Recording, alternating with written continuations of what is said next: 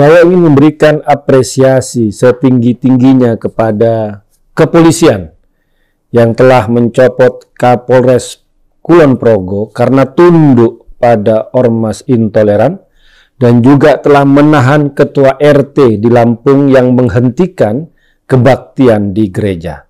Saya salut kepada pihak kepolisian. Dan akhirnya berita terbaru, Kapolres Kulon Progo dimutasi dari jabatannya sebagai Kepala Kepolisian Resor atau Kapolres.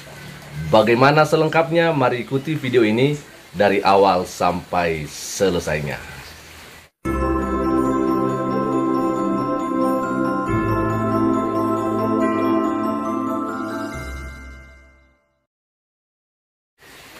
Puji Tuhan, Shalom, selamat siang teman-teman, Bapak Ibu, Saudara-saudari dimanapun Anda berada. Pada kesempatan siang hari ini kembali berjumpa dengan saya di channel Perianto Zamasi. Dan pada kesempatan siang hari ini teman-teman, saya akan bagikan kepada kita semua, ya, kalau beberapa waktu yang lalu tentunya kita sudah melihat semua bahwa ada terjadi penutupan patung Bunda Maria di kompleks rumah doa yang ada di Kulon Progo.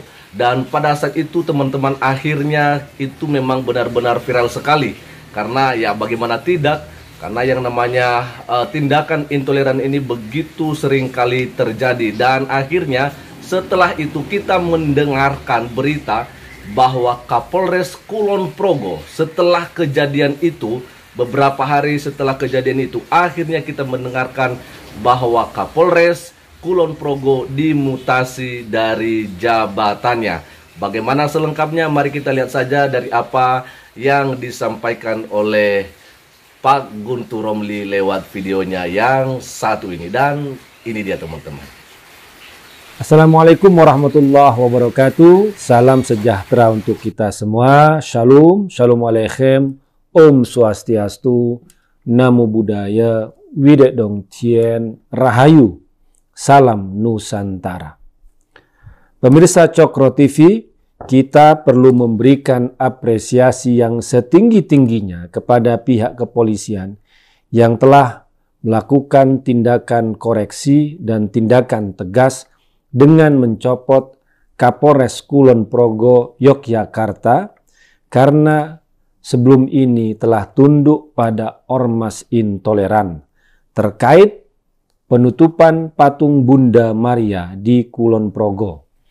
Kemudian juga ada peristiwa lain sebelum ini, kepolisian juga telah menetapkan tersangka dan menahan seorang ketua RT yang bernama Wawan Kurniawan yang menghentikan paksa ibadah kebaktian di gereja Kristen Kemah Daud di Bandar Lampung. Dua peristiwa ini merupakan perwujudan yang nyata dari janji Kapolri untuk menindak secara tegas kelompok-kelompok intoleran yang mengganggu kerukunan umat beragama di Indonesia. Terkait penutupan patung Bunda Maria di Kulon Progo, memang ada perubahan keterangan dari pihak kepolisian sebelum ini. Sebelum pernyataan dari Kapolres Kulon Progo yang kini telah diganti, sebelumnya dari Polsek Lenda mengatakan bahwa penutupan patung Bunda Maria itu karena desakan dari ormas-ormas intoleran. Tapi kemudian oleh Kapolres yang sudah diganti itu mengatakan bahwa penutupan patung Bunda Maria karena keinginan sang pemilik rumah doa. Namun netizen tidak tinggal diam dengan menyebarkan keterangan resmi dari pemilik rumah doa dan juga dari polisi sebelumnya yang mengatakan bahwa latar belakang penutupan paksa patung Bunda Maria itu merupakan desakan dari ormas-ormas intoleran yang bukan berasal dari warga di sekitar rumah doa itu, tapi datang dari mana-mana, yang mereka mengatakan merasa terganggu dengan berdirinya sebuah patung dan dianggap meresahkan bagi masyarakat sekitar, apalagi bagi umat Islam yang sedang beribadah di Masjid Al-Barokah. Saya telah memberikan video sebelum ini yang mempertanyakan kualitas keimanan, keislaman seseorang yang terganggu pada sebuah patung. Jenis keimanan macam apa kalau terganggu dengan patung yang hanya berdiri? Apalagi kata teman saya sambil bergurau, patung itu kan sudah menggunakan pakaian tertutup yang sopan dan memakai jilbab. Kenapa mesti takut kepada patung itu? Ya, kerudung yang dipakai Bunda Maria merupakan tradisi yang dikenal di kalangan Kristen yang sampai saat ini masih dipakai. Dan juga kerudung dan jilbab juga dikenal di kalangan muslimah, para pengikut Islam. Wow, dan itu dia teman-teman ya. Sebenarnya sebelum itu juga kita patut mengapresiasi kinerja dari kepolisian ini. Karena beberapa waktu yang lalu juga kita melihat bagaimana tindakan yang dilakukan oleh seorang ketua RT Wawan di Bandar Lampung yang membubarkan ibadah Gereja Kristen Kemah Daud. Dan pada akhirnya beliau Wawan ini juga ditahan di Polda Lampung. Dan setelah itu kita memang melihat bahwa Egy Sujana rupanya juga ya ikut mendukung ya apa yang dilakukan oleh Wawan ini teman-teman, sampai dia mengancam Polda Lampung ya agar membebaskan ketua RT Wawan. Saya kurang tahu dengan orang-orang yang berpikiran sempit seperti ini teman-teman ya.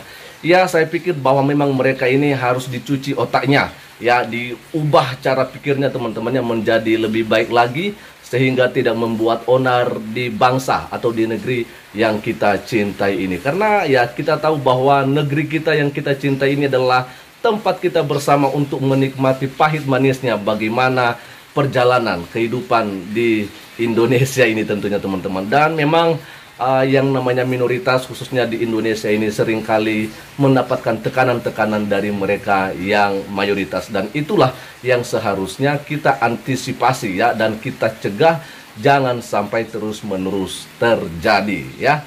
Oke teman-teman, kita akan lihat saja dulu sampai selesai apa yang disampaikan oleh Pak Guntur Romli di sini, dan ini dia.